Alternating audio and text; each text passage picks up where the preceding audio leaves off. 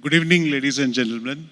We have a topic on retail in a disruptive decade, operation models that have succeeded and is going to work for the future as well. So, with me are a panel of gentlemen who have handled multiple formats and multiple categories. So, the context, what are the disruptions which are happening today? Primarily, there are four major disruptions which happened over the last 4 to 5 years. And as somebody was remarking, that things are changing every 6 months. So the one major change which is happening is that the expectation of service, whether it is the goods that you're selling and the after-sale service that you're giving for the product, the expectation of speed at which it should happen has dramatically come down. We know the 10-minute delivery, the 30-minute delivery. Somebody was remarking that mobiles now are getting delivered home in 30 minutes. So that is one major change which is happening. The second is that the product life cycles have come down. From earlier, if you had footwear which people used to change only once a year, now it has come down to maybe 6 months or 3 months. People are changing the categories very fast. And with that, there is an explosion of product categories also coming in. Third, retail is no longer one channel, it is multiple channels. It is 4 to 5 channels that you are actually selling to the customer. And the last one is the technology bit and the data bit that is coming through the online as well as offline channels. So these four pillars are primarily what is making the changes fast.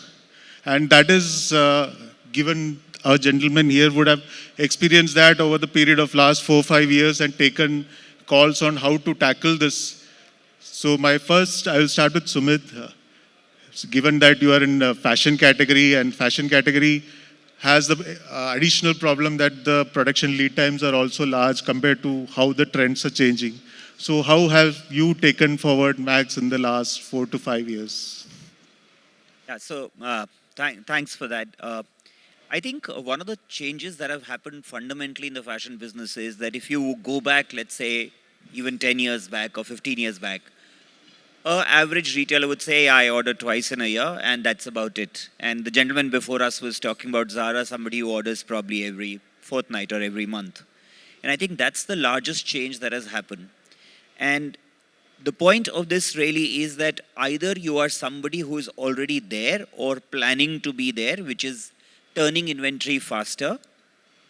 Can't turn the same inventory as Hari can, but surely within the fashion spectrum, it's possible to turn the inventory 5 to 6 times in a year, which was unthinkable maybe even 5, 8 years back for an average retailer. Of course, some of the market leaders were different. And I think that's where the largest challenge is, and that's where the biggest disruption is. And the interesting part is not many brands today understand the value of that as well. If you do not churn your inventory, what does it mean? It essentially means that your customer sees fresh merchandise all the time. If you are churning 4, 3, 4, 5 times of inventory, which basically means that you will see the customer seeing fresher inventory in your stores on an ongoing basis. Now to do that, how do you actually go about doing that? You need to make sure that different parts of your business are wired differently. For example, starting with the product creation itself. The product creation cycle needs to be shortened. Product life cycle needs to be faster. And hence, which means that if you're closer to the season, not only are you creating product closer to the season, but you're also more in trend. That ultimately also leads to better product availability or more fashionability leading to better sales. Even your supply chain needs to be differential because the speed at which the product needs to move through the supply chain needs to be different. So actually speaking, it's about reconfiguring all the functions within your organization to run faster, and which does not come naturally in a fashion business given the nature of the product. Yeah, so at least those are my opening remarks. If I get it, speed has become of critical importance across the functions. The next question is to Mr. Hari. In fact, quick commerce coming in, you would have actually had to double your speed from whatever you're doing with the e-commerce bit of it, right? How did you take your organization through that change? Well, I don't think it was just double. I think it was it was like, so many more times faster that people are and all of us are delivering products today from what we were delivering next day, 2 days later, to also same day, a few hours. All that essentially got disrupted, and it's now getting delivered in 10 minutes. In fact, uh, we are delivering mobiles in 10 minutes. It's not 30 minutes. And that's because of our partnership with Chroma that helps us do that. Lots of things changed, right? We moved from having 56 dark stores across the country, which delivered in a couple of hours or the same day, to now having close to 1,000 dark stores, right? Which is what helps us deliver in 10 minutes. Somebody asked me, how can it become faster? I think now it can only become faster if we go and plonk dark stores in people's houses. And so, then it can get faster. But I don't think it can get any faster anymore because it doesn't get viable anymore. Not that it's viable right now. It's, all of us are going through a lot of learning and understanding of how we're going to make this business work. Because what's happened is that there's huge traction that's come from the customer side. And it's very difficult to change now because customers have got used to, getting things fast, have got used to not stocking anymore, have used to typically cooking something, and while you're cooking it, you're ordering the stuff actually, and it's coming in while you're cooking the stuff, and that's now almost become the norm, and it's become hygiene. So you can't say 10 minutes is a differentiator anymore. So people are finding various other ways to differentiate. But while we are doing that, so dark stores, 1,000 dark stores versus 56 dark stores, picking times have come down because the entire process is now 10 minutes. So you pick an order now in 2-3 minutes, which earlier used to take 15, 20 minutes, 30 minutes, and now it's crashed to 2-3 minutes that you have to finish picking up the order. You don't have control on the size, right? So if somebody orders, so nobody says that if you order more than 10 items, I will get delayed. So you have to essentially manage all of that, but there is some law of averages that helps us play some of this well. Last minute delivery, the speed at which the person has to drive to reach a consumer's home, everything has changed actually. So we had to go through a huge process change. Only common thing was that running a dark store was known to us and probably grocers, which has become Blinkit, but that too had to go through a lot of change and transformation to actually get that. It's been interesting. It's scaling, but the worry still remains as to where is the money in this business, and we're all hopefully will figure out very soon. Yeah. So Ravi, actually, the learning curve which that Mr. Hari was saying, of course, his learning curve would have been slightly more smoother than what you are going as an organization. You have D2, direct to home, and then a bigger general trade than the rest of the people here. So how is your organization going through this change, and what are you driving to adopt to the change? Yeah. So for context, I run Wonderchef, which is a brand of kitchen appliances and cookware. Has cooking changed? I don't think so. So essentially, the end use of the product of our service is the same. People are still making sandwiches the way they used to. They're making omelets and taking 5 minutes to make the omelette, making tea and waiting for it to brew properly despite our latest patented innovation, which is the automatic chai maker. It just helps you make it automatically, but it's still the same way. So I think when we dabble in this thought process, it's very important to understand what business are we in. We are in the business of facilitating cooking conveniently at home in a healthy fashion. We are not in a business of running after speed. In fact, interestingly, we are launching products which promote slow cooking because people are realizing, the Gen Z, the millennials have realized that हमारे old तरीके जो होते थे, cast iron में cooking हो रही है, slow हो रही है, उसमें taste ज़्यादा आ रहा है, health better है, खाना जल नहीं रहा है. So we are observant, we are active, but we apply speed and technology where it is relevant. Are we on quick commerce? Yes, absolutely, we are rocking it. So Amazon used to be our single largest partner, despite us being in retail and army canteens and 80,000 ladies, womenpreneur network and all that. But Amazon had become the largest partner. This year, one of the quick com firms, one, not four put together, has overtaken Amazon. So yes, we ride on the channels, but we are very clear what is the end service we are providing to our customers. Speed is expected in our social media posts, whereas we started live 15 years ago with 30 minutes recipes. It came down to 15 minutes recipes. Now anything beyond 15 seconds, people get bored, So I think it's a very interesting time. But what I always tell my teams is, let's be clear, what need are we servicing, and adopt technology, adopt speed, suited to what is required by the consumer. So you're saying look at the consumer and then decide what you want to do. Always. Talking of recipes, so Tarak, you are handling a very niche product, donuts, in fact. So over the years, being a niche, and we are saying that consumer tastes are changing by the month or by the hour. So how are you being able to stay in the trend and still generate interest in your brand? Very difficult question to start with. And I was just hearing Sumit sir saying that the inventory gets changed every 6 months, every 3 months. If we change that inventory in 6 months, I'll be out of business. So I change my inventory every day actually.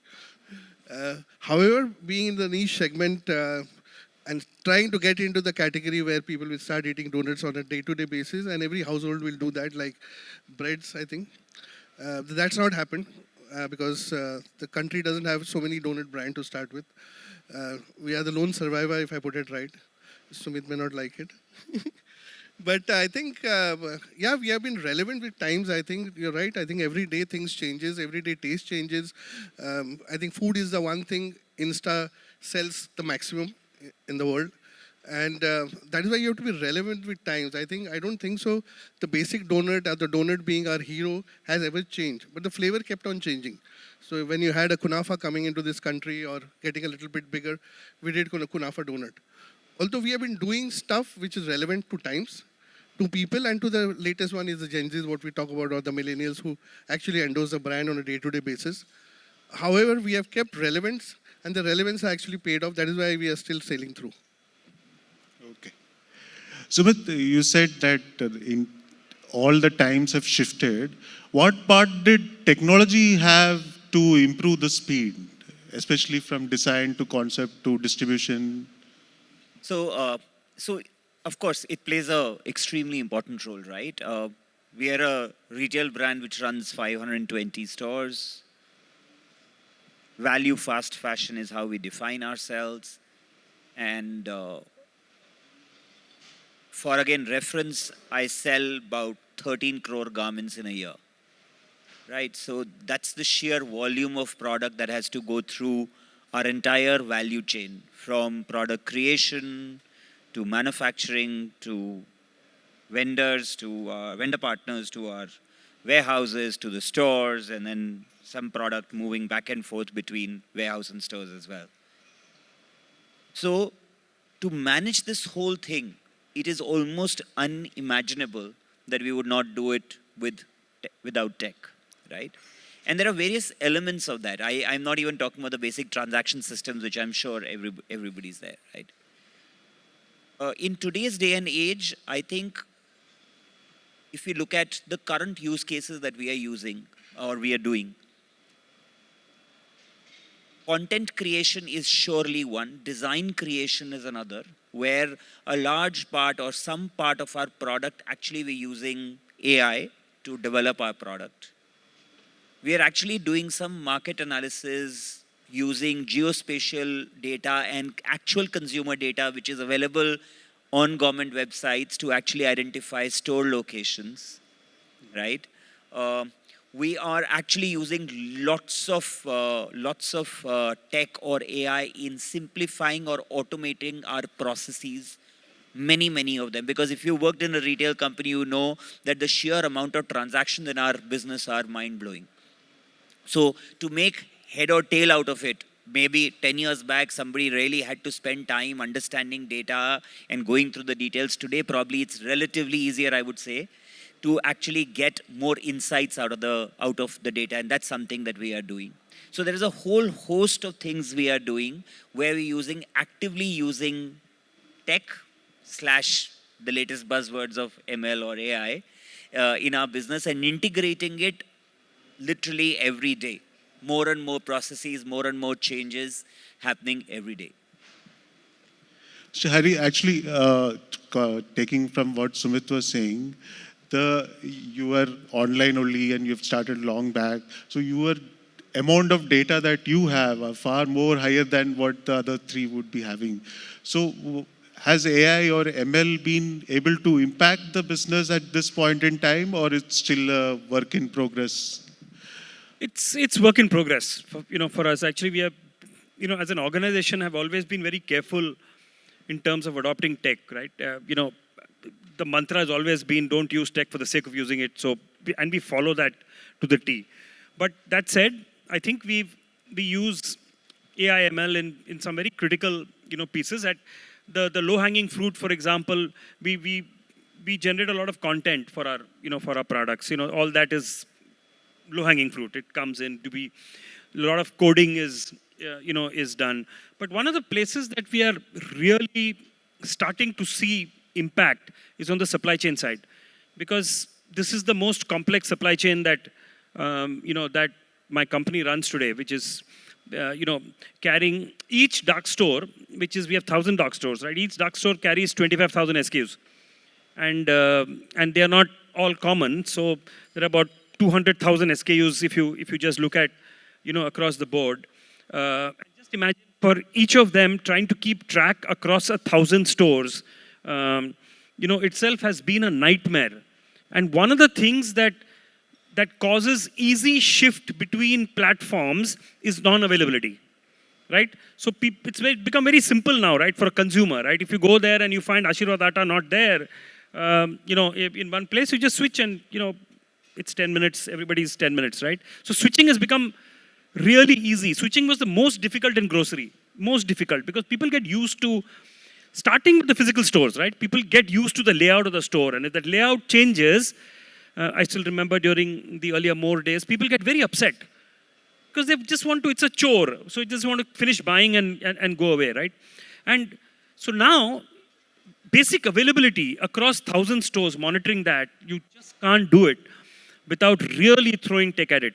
And we have these monitors flashing all over the place in our offices today that tells you the status of each SKU across 1,000 stores, right? And very complex algorithms that we've built. So specific areas we've done a lot of work, around AI, but very much work in progress. Yeah. Coming to Tarak, see AI, and I heard Sumit also say that, and Mr. Hari also say that the AI seems to be a very low-hanging fruit in terms of marketing and marketing to the target population, right? So have you implemented, because you are starting from toddler to, I think, 40-year-old, you have the entire set as your customers. So how has that worked for you, or is it something that you are discovering? How is it? See, we are in the business of emotion. Food is all about emotion, I think. AI can only give you the trends, what's happening in the market. But at the end of the day, my guys will have to actually make the donut, So I think it's a good thing about actually getting the trends, getting what is happening across the world, not only in the donut space, but across the food space, across the world, or in India, or what the guys are wanting, especially in food. So it can teach you trend, but I think it's more like an enabler for us. It will help us for sure, I know. But making the donut is still the human being's job, I think. It still cannot be taken away. It has to still be decorated well. I think that's by human. So I think I will say that AI will be enabler soon. And we are using it in some form or other. more into supply chain, more into maybe in HR, for example, about. So we are doing some stuff, but not in a huge way, if you ask me. At the end of it, it's all about food. And as I said, it's all about emotion. One thing when talking about speed of implementation, speed of processes, how important is it to have control over the entire supply chain, starting from where you're producing or making the product to actually delivering the thing to the customer? So Ravi, if you can comment, because the production process is also slightly complicated in your case. So, No, absolutely. So, Wonderchef stands at the premium end of the market. So quality is very important. Our warranties are twice that of our competitors for almost every single product. So that puts a lot of pressure on us of maintaining quality throughout the value chain. Whether it is the raw material, the kind of steel or aluminum or plastic we are buying, or the components we are buying or importing, because a lot of PCBs and semiconductors are still not made in India. Everything has to be tested, there is no doubt. We have some factories of our own. We contract manufacture with over 45 factories. So it's a complicated machine. The beauty is that technology is helping us there. Because we feed all information, every single data point of the consumer feedback, of the 1,000+ service calls that we get every day in our call center, and connect them with product versus the suppliers. Now, this was something that was not possible for us earlier to do without proper technology. I mean, you could always have the Excel sheets or the databases, but AI is helping us identify, pinpoint that which product, what kind of problems, what kind of social media comments, and which supplier is at fault repeatedly.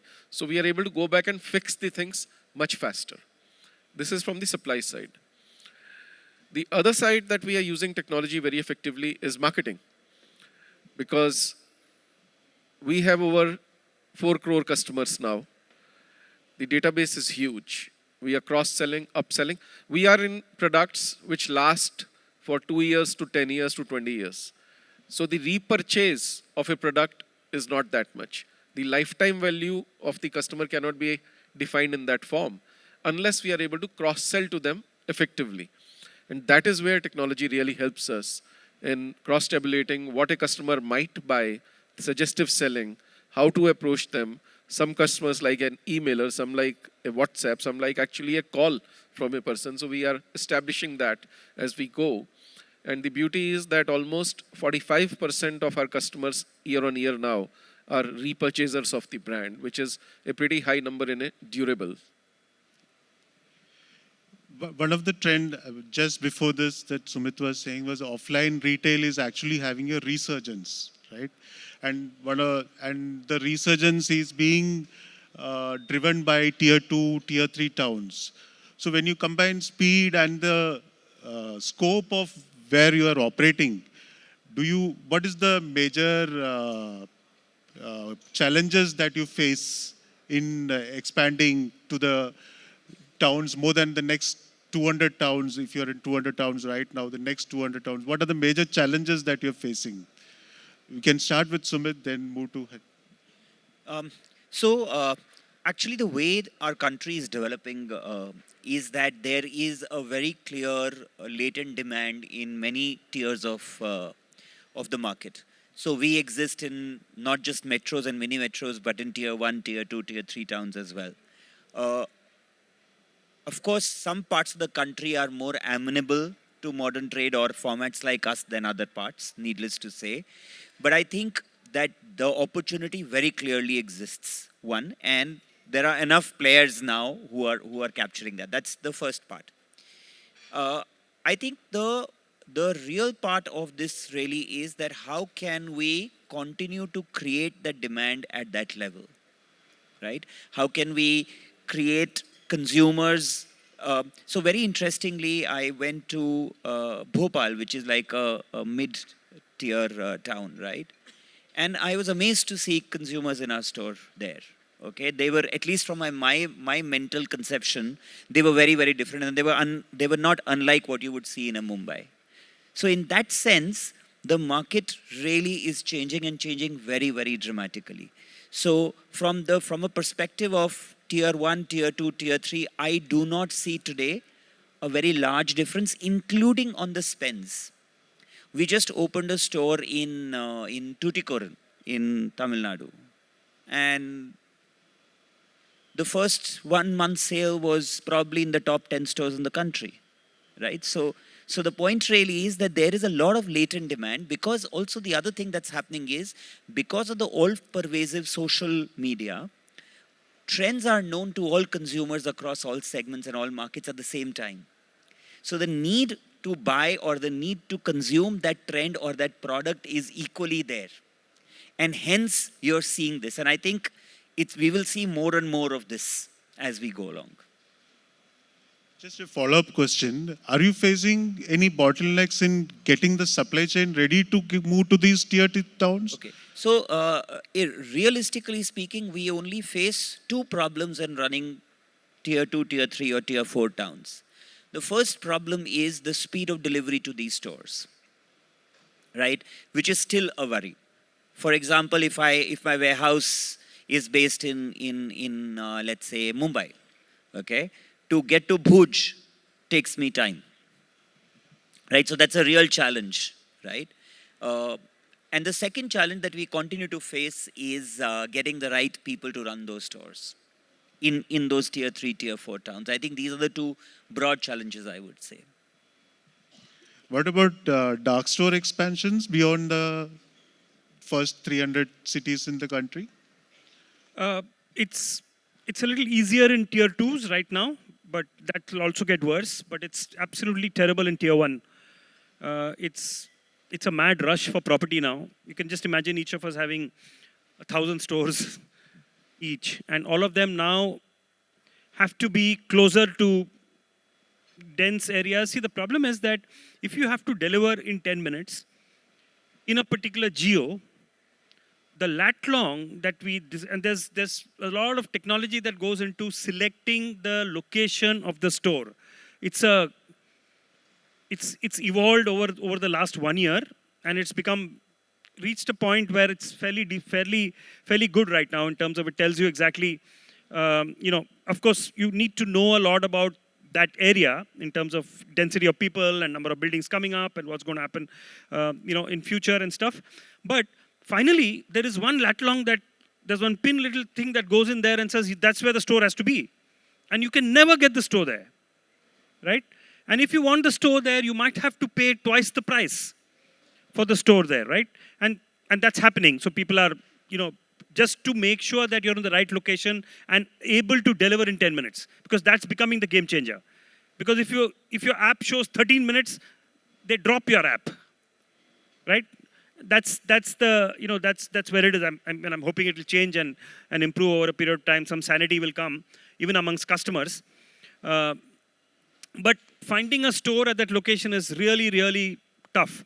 And if you're a later entrant, like some of the others are right now, it's just getting tougher because everybody wants it in that lat long, right? And there are 7 players today.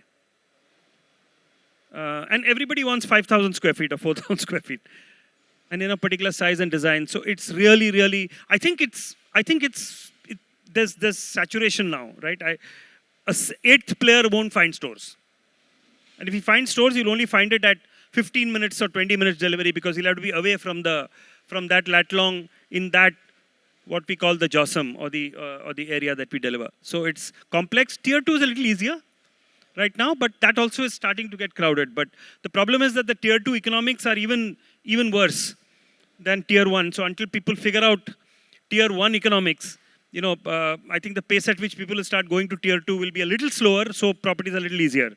But they will figure because, it's Amazon, Flipkart. I think a large part of their businesses started coming from tier 2 because they were delivering things which people weren't able to get earlier, right? Fashion, design, and all of that stuff. But so it'll come, but that's the reality. So location still rules retail, whether it's any form of retail. Yes, it's got even worse with quick commerce, right?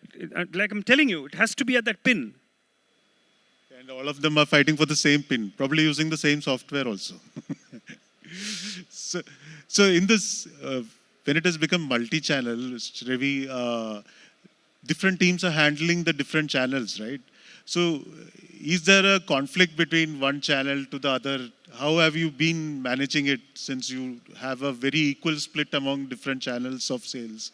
So how have you been managing that changeover? And of course, people would be fighting over the same product. Pricing would be a problem. So how have you taken the organization through that change? The channel conflict is a biblical conflict. It has always been there, it will always be there. And that is the worst part of all this story. On the good side, yes, brands have different channels, have different partners where we can be present, where we can sell. Consumers are benefiting. But the problem is, just like Hari said, that they fight for the same PIN code, they also fight for the same customer.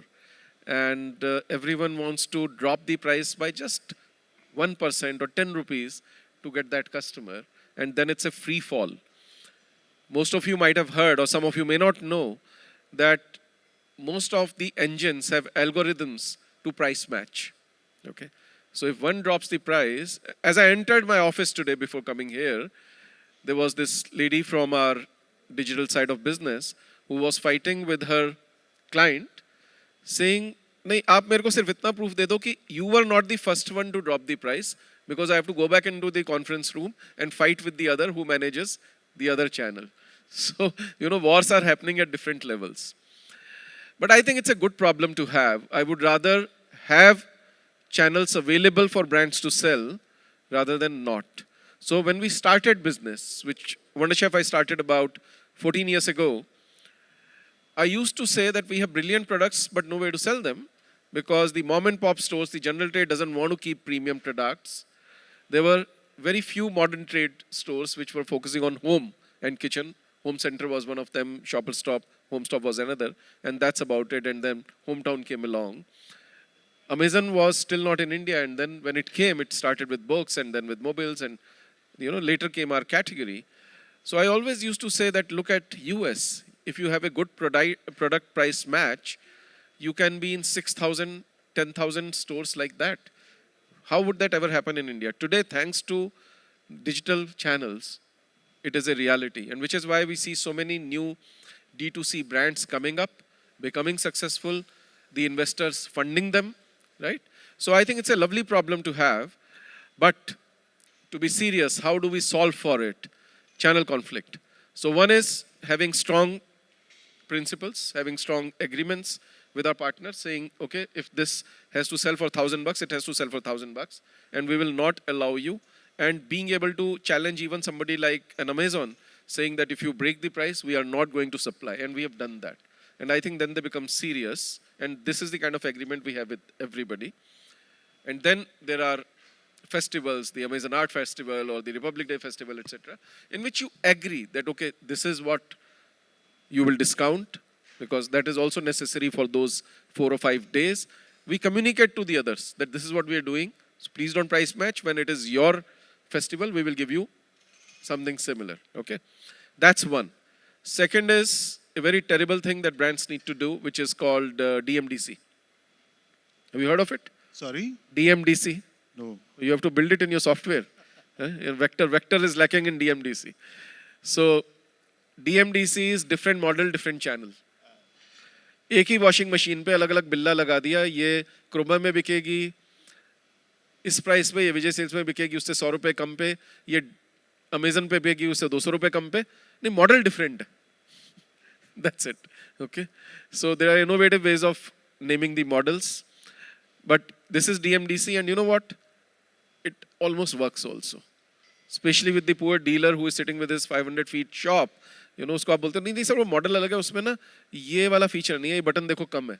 अच्छा ठीक है, फिर वो उसको बना लेते हो आप. Because you have to manage not only the channels, you also have to manage the thousands of small mom and pop retailers, whose life depends on that particular shop and whose earning for that day depends on selling that one washing machine or one fridge or one chef magic from Wonderchef. You know? Yeah, DMD, we have it as a business concept rather than a software problem. So I welcome Sanjay to the forum. Sanjay is heading Spykar. So Sanjay, just to bring you up to speed, we were discussing the changes which are happening in the retail industry. And of course, being a fashion brand, you would be very well aware of it. So we were saying that the trends are changing fast, the product life cycles are cutting short. So the discussion was, how are you taking your organization through this rapid change in the last, I think the speed of change has dramatically gone up in the last 4 or 5 years. So how has Spykar been doing to cater to this change? So, Spykar is predominantly a omni-channel in the real sense because we operate out of all possible channels that exist. And we are a business which has come about through the traditional mom and pop kind of a channel, you know, and we've kind of grown along with retail, how retail grew in India. So right from serving customers through the mom and pop stores, then moving to the large format retailers, and subsequently you had this brand retailers, brand stores coming up, and now obviously the e-commerce thing. So we are pretty much omnipresent across all the channels, and our promise to our customers is that you'll find a lot of parity in the way we are offering our stuff to you. You know, so we try and maintain the parity as far as prices are concerned, subject to what season that we are trying to do and serve. And we've been pretty successful at it because it's now 35 years that we have been in the market, and I really don't see too many of our retail partners having problems with us, especially on pricing and parity. What we actually do beyond this is we kind of create small capsules which are very, how do I put it, very customized for a particular channel, and which takes care of all the nuances of that particular channel. So e-commerce, if I had to split it between a D2C and a marketplace, I would have a special line coming out of my D2C because that's an audience that we are trying to, target basically and get a customer, more sharper and more pointed customer. Whereas on the marketplace, primarily it's also largely liquidation. So it's more price point, it's more sharp pricing, it's more about commodity-wise selling. So there is a lot of these nuances that we pick up and take care of. Our EBOs will have some specific drops which are only meant for our EBOs. So from that perspective, we give this little edge to a particular channel versus the other channel, probably in terms of timing also. Sometimes some collections are launched a little earlier than not. And we also do that across our large format retail partners. There are certain things that are exclusive to, say, shoppers. Some of it is exclusive to lifestyle only. So we're trying to get this so that all of us have something to say and something to offer to our consumers, which is probably different or ahead of time or probably sharper on price. So it's been a challenge. It's been a fine balance kind of thing, which we have to achieve eventually. But we really can't complain because we are happy that we are kind of having that opportunity to serve our consumers through all possible channels. So managing them will always be a task on hand. One thing, I have a follow-up question. One thing which everyone has been saying that is to, like you said, multiple products across different channels, and the changing trend that customers expect now, the fashion trends obviously to change within a period of 3 months instead of the 6 months before. So how have you configured your supply chain to manage this process? And when I say supply chain, it can start from the design of the products to the actual production and distribution. So I'll bring an analogy over here so that I can probably be a little more, it's more granular in that way. So there is the D2C which is there for us, and for a while back we used to treat D2C exactly the way our EBOs operate. But we realized that that's an opportunity for us to talk to a younger audience who's buying online, right? And yes, there are a plethora of brands which are serving that audience on the D2C space. But Spykar also has its own name on certain areas, which is probably quality, being ahead in trend. What actually does not work in our favor as far as D2C is concerned is because we are a legacy business. There are a lot of costs which are already built in. And so there is a multiplier which is at play, which is necessary for us to kind of survive and to flourish across all the other channels. Whereas the D2C is supposed to be very sharp on pricing. So what we've done is that we've created collections which are more young. For example, we just started a fit called the Barrel Fit,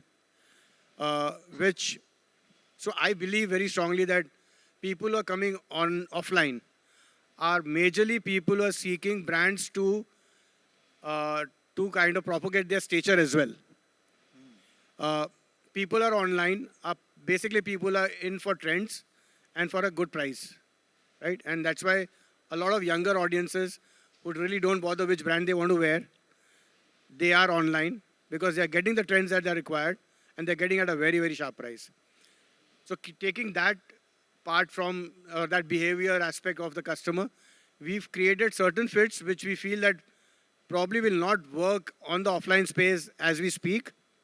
And we launch it on our online D2C portal. There the prices are very sharp.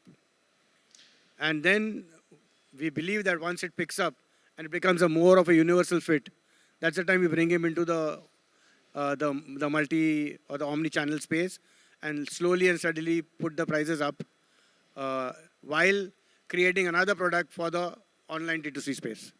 Basically, you're saying offline people are vanity seekers and online are value seekers. More and more, I'm getting more and more comfortable with that idea.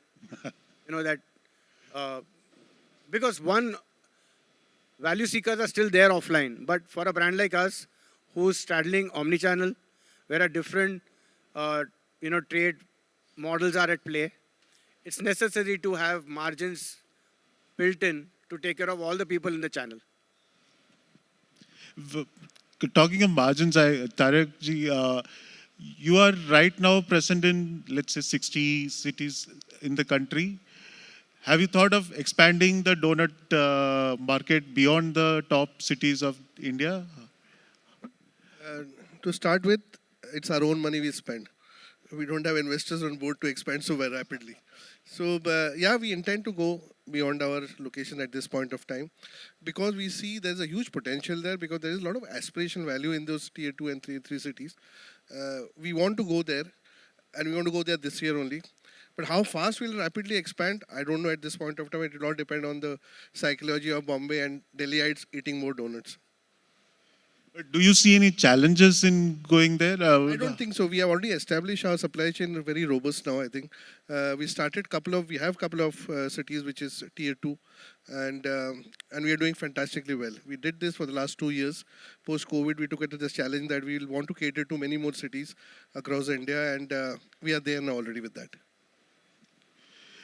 Sumit, one common trend which has come across all this thing is that the channel and product has to be decided of what channel and what customer is going to fit into which channel and accordingly fit your product, right?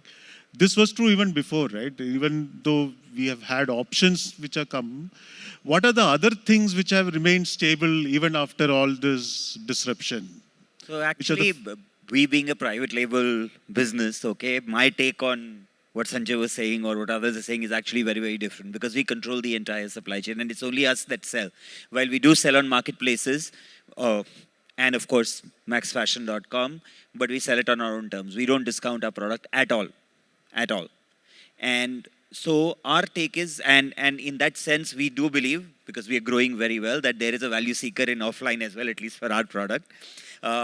So I think the moot point here is, I think today the consumer is also looking at some level for a more curated range, right? Because the fact is that in this whole journey, which has happened over the last 10 years of or dikhao, okay, there is a segment of consumers, especially I'm saying more in the fashion space, who's saying that show me a curated range which is right. So when Sanjay talks about that curated range for the D2C, which he talks about, that is what he's saying, that consumer is very clear, that is what I want. So show me your best range, a curated range, the right range for me. So actually that's what we have been doing. So if you look at our offline business, over the last 3 years, we've cut down the range by 25%. We've cut down the range by 25%. And in these 3 years, the sales have gone up, right? Even on the online space, because of this need for large range, because that's how online works. Actually, we are actively pursuing decreasing the range. Because the point really is there is a cost of managing that tail, right? Now you have to realize if it is important for the consumer, we must do it. But many a times, like I'm saying, actually curation is far better than tail. And the consumers vote with their wallets. So actually my point of view is the reverse, which is to say sharp, focused range for the consumer across all different parts of your channel. So we have 3 in that sense: marketplaces, maxfashion.com, and our own stores. But it is curated for each one and sharp and not extended. And it's the same product, by the way, across the board, not differential product. Yeah, that can differ from product to product. But one key point which is coming across is that you should base your strategy based on who your target customer is and then work backwards from there. That is the common point which is coming. And the other point which Mr. Hari was saying, that the business should subordinate to the software should subordinate to the business. Don't adopt technology just for the sake of it. Are there, in this changeover, is there any major pitfall that you have done and then reworked on it again, which you would like to tell the audience in the process of change? Some things which you should avoid at any cost. In our business, there hasn't been, much really, because this business right now, it's defined by the consumer. And so, you just need to kind of deliver to what consumers are needing right now. So there haven't been too many pitfalls per se, right? And there's nothing to really watch for. What's really now going to differentiate, quick commerce players, right, is what needs to be factored. Today, if you look at it, there is no differentiator, right? Because everybody said 10 minutes, and so 10 minutes is not a differentiator anymore. But I don't think any of the players are differentiating, from each other. So one of the things that I think you will now start seeing is differentiation that's coming in for sustenance, right? If you really now want to further grow and get more customers, I think that differentiation needs to come in, and there are various things that I am seeing people are trying to do. For example, I suspect. A lot of y'all may not know this, right? But the best metric for 10 minutes in this industry today is only 50%, 52% of the orders are delivered in 10 minutes. Actually, people don't, realize it. Because what you see on the app is not the time to reach your home. What you see on the app is the time to reach the beginning of your geography. Right? So you have a little geography, and when the person enters the geography, that's the time. And from there is a certain amount of time that it takes to reach home, depending on how complex your complex is. If 30 buildings, 40 buildings, 20 buildings, my gate, all of that then adds some more minutes. So I'm suspecting, right, and what I'm going forward is that I think this is going to slow down a bit. If you really now want to create differentiation of bringing products. For example, we have now started delivering heavy appliances in the QC model, right? Heavy appliances means that we are actually delivering air conditioners, and we're doing it in a slightly different model. Actually, we are expanding our dark store network through Chroma stores. So the store is becoming a dark store. And from the store now we are able to deliver, but we're delivering that in 1 hour. I don't think people still want washing machines in 10 minutes. I hope not. The problem is that what you will see changing is that delivering the washing machine in 1 hour is only becoming a load for the customer because it lies at home, and the service guy comes next day. So some of these things you will see evolving as we keep going. You will see, I'm 100% sure it will slow down, not from unit economics only, but product categories will come in where people start differentiating, which will now be a slightly slower service, but it'll still be faster than earlier.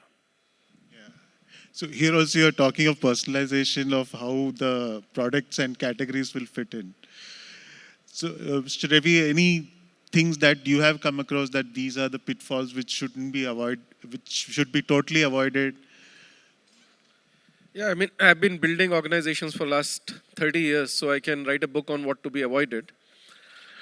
But since we are in the domain of technology today, I will share what technology forced us to do, and we learned a bitter lesson as a brand. As I said when I was speaking previously, that the emergence of digital channels allowed new brands to come in more easily, which had to fight a hard battle to find that shelf space in mom and pop stores or in a departmental store, right? It also enabled a lot of cheap brands to come in, a lot of manufacturers to just do a private label of their own and just list themselves as a brand. So which means it puts a lot of pricing pressure on established brands. You're a brand because you promise a certain quality, service, positioning, packaging, the whole 9 yards. And when a manufacturer is able to list on the same platform, then you're competing and they will target you, they will copy your features, they may even copy your brand name and so on and so forth, at least the product names.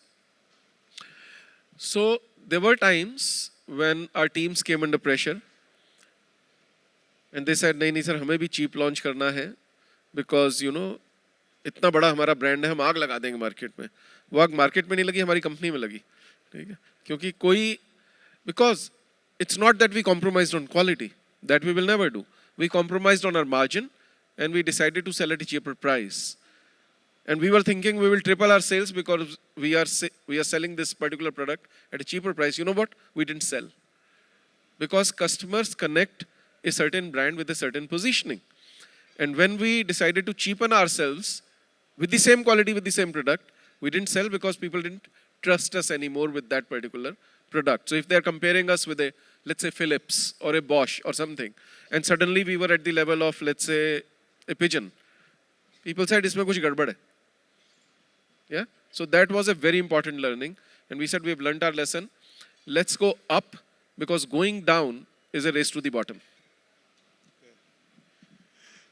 So across what I feel that the common trends which are coming out is that you should have the customer at the center of your focus, and you should have, okay, all the channels are important, but you should decide which channel, which product, and which customer is being targeted. That's the common ground which I find across.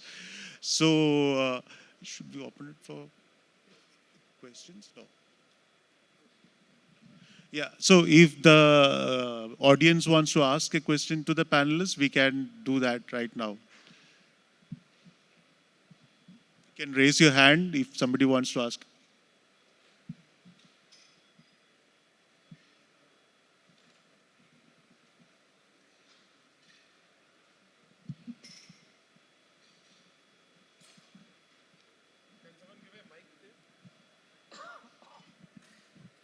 ये mic उनको दे दो यार.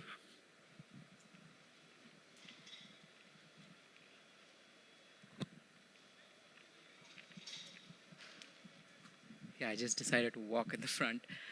My question is to Mr. Hari Menon.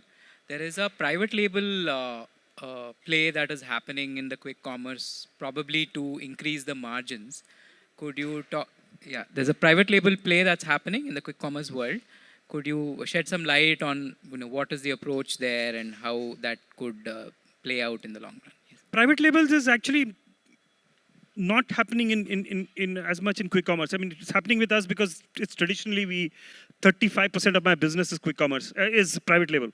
And that's carried forward from the earlier business, right? QC is largely branded, right? QC, D2C plays a large role, right? And it's not as much private label, except of course staples and stuff like that. But there also, QC is tending towards selling more branded staples, rather than private label. So it's not a very QC phenomenon, right? QC phenomenon is the other way.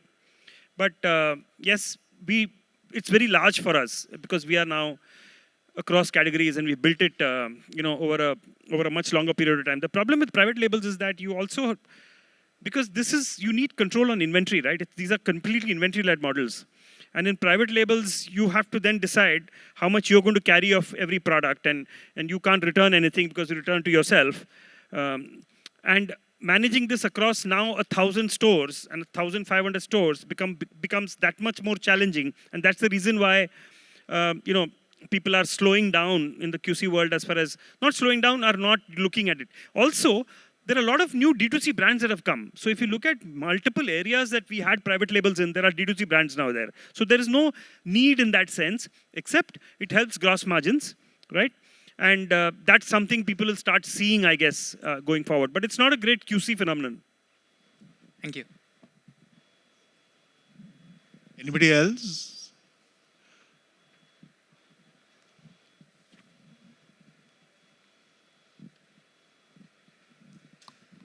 Hello, Mr. Hari. I think this is again for you. Sorry. Can you hold it closer to? Yeah, Mr. Hari, this is for you. Actually, I represent an ice cream brand. A typical problem ice cream as a category what is facing in Q-commerce is any order delivered at home or home space. Usually they come inflated in the sense the box, because of the humongous amount of thermal shocks the product category receives. How it is being addressed, because I think more and more ice cream players are coming in. I've been trying the ice creams in quite a few different brands and through different aggregators. But this particular problems persist with every aggregator and for every brand. How, as an industry, what examples can be taken as a lead to improvise on this? I must tell you, the whole frozen category in this business is quite a challenge. People think that it's 10 minutes, so it's actually solving the problem, right? Yeah, but unless thermal shocks, what it is receiving, no? So, the product is going for a, literally for a toss. Exactly. So there are multiple reasons, right? One is that, it probably survives the time, right? The thermal shocks are, today, the pace at which the person is riding, right, and going to deliver, right, and the conditions of, of what we are, it's quite terrible. And people actually believe that I can now, as soon as I finish my dinner, I can order the ice cream, right? It's a great use case for frozen, right? Along with Sanjeev Kapoor, whom Ravi obviously knows well, we built a whole range of frozen products, right? And the biggest challenge for us to scale there was exactly this, right? We haven't solved this problem. I think this problem needs to be solved by the product manufacturer. I think all of us need to get together to figure out, we are only providing you the 10-minute window for us to go and do it. So just this morning, a lot of you all will know K. Radha Krishnan, who's now who's building products which are frozen, desserts, right? Frozen sweets, right? And very interesting product. And while most of the use cases is solved for channels, the quick commerce use case is sounds easy, but it's not actually. And so you have to make sure, so we're trying to pilot it in a few places. So it's not solved. I guess so. Hope it will improvise soon. Yeah. So thermal shocks, we can actually try and look at what to do. But yeah, I think storage seems to be a bigger challenge at the warehouses. Yeah. Because I think ice creams, frozen peas, all things are bundled up in one place and then they are put in one. See, earlier in the longer delivery channels, we used to carry, thermal boxes, right? We used to carry that and deliver it. So it was a little easier. Now, because it's 10 minutes, you're not doing that because the product is supposed to survive it, right? And you've taken that away because also it's, the kind of cost optimization one has to do in this business is so much that every opportunity to take out something, you'll take it out. And that's the problem, actually. Thank you. Thank you. He's saying that increase the melting point of the ice cream. That's what I'm saying. That is the way forward. Okay. Thank you. Thank you. Thanks, gentlemen. Thanks for the engaging conversation and nice meeting you all. Thank you very much. Gentlemen, kindly stay back.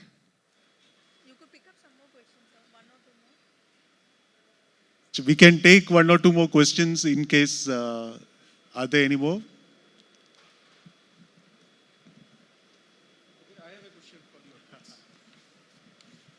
So I have a question for you all. Think before answering. there is a big discussion happening in consumer durable companies about the use of AI in the product. कि नहीं ये product में AI लगाएंगे तो better बिकेगा. अभी पता नहीं करना क्या उसका, लेकिन लगाना चाहिए. So think of yourselves as consumers, which we all are, and raise of hands. If a product, and serious question, I don't want to put AI down. Serious question, if a product has AI versus no AI, are you likely to buy it more? Yes, may raise their hands. Nobody's raising hand, except one gentleman tried and then put it down. Yeah? No, it's a real problem. I remember जब .com boom आया था late 90s में, companies changed their names. उसके आगे .com लगा दिया. Stock price went up, you know. तो अभी वही AI के साथ हो रहा है. In some things it makes sense.